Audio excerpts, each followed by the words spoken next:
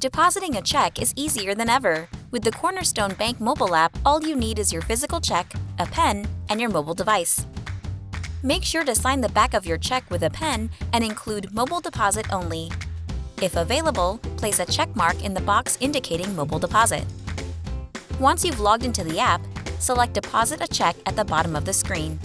Select a deposit account from the drop-down menu and enter the check amount.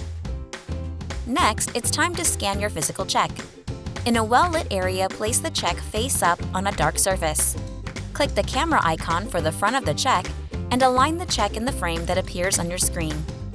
Don't worry about perfection. Most mobile devices will auto-capture the image once detected. After a success message appears, flip the check over. Be sure to endorse it if you haven't already, indicating Mobile Deposit Only. Click the camera icon for the back of the check and align the check in the frame.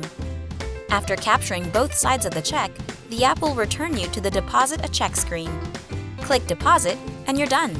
Be sure to follow instructions on the confirmation screen regarding your physical check, and check your email for a deposit confirmation and availability details.